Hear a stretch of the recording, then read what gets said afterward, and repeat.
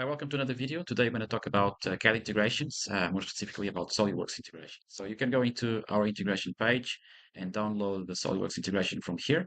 Just download the installer and install it in your computer. Once you have done that, if you open an assembly in SOLIDWORKS, you should see the OpenBOM integration and commands. If you don't see it, you can go into add-ins and make sure that the OpenBOM add-in is enabled. So it should be the OpenBOM extractor. So you can select that to be loaded in SOLIDWORKS.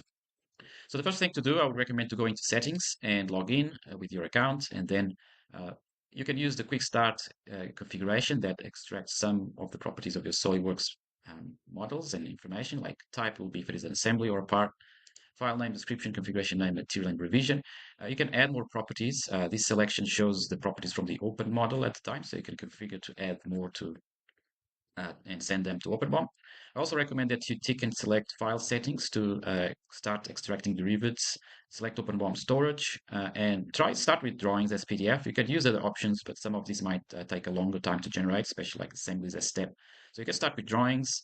And so also notice that the part number is defaulting as the field part number. You can select other fields from your SOLIDWORKS models to be the part number field.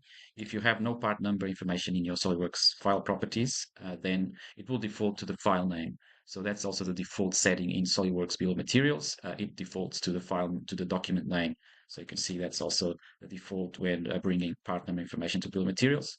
And OpenBOM uses the same if you don't have that. So so the first thing could be generate the bill of materials and extract that information and create that bill of materials to OpenBOM. I'm going to generate and create as the part number will be the file name for now. I'm going to show you later on how to add your own part numbers if you are trying to solve that problem. To add part numbers to your CAD data. If you already finished your prototyping, you are good to start procure and get that information.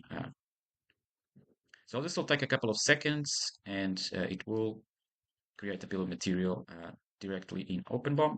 So it's going to open drawings and create PDFs. So that's finished. You can see the integration inside SolidWorks on that panel. So refresh and you can see the result there. You can expand the thumbnails so you can see the pictures.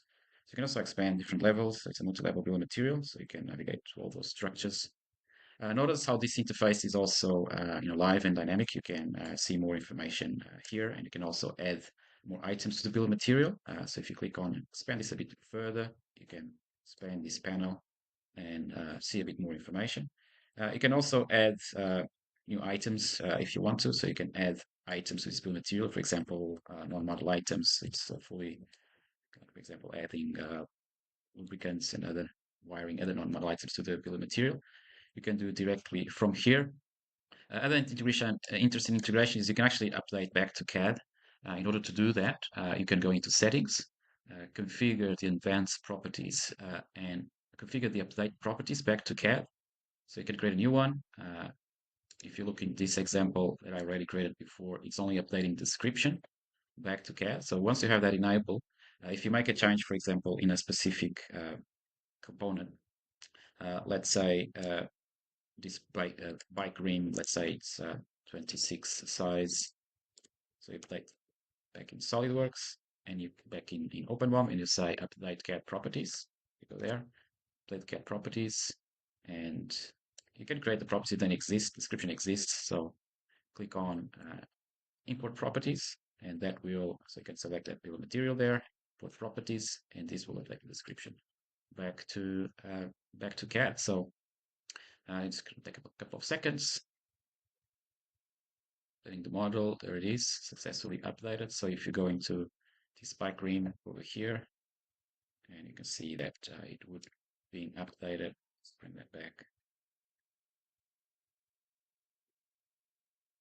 So let's open that bike rim again and go into the SolidWorks properties, and there it is, updating back to CAD. So quite useful, this integration with SolidWorks. You can also open the full bill of material in clicking on the Open in Web Browser. So this will enable just to see the BOM in a full web browser view. And also see the result like the creation of derivative files and drawings. So notice the drawing that bike frame was generated automatically from the extraction of the CAD structure.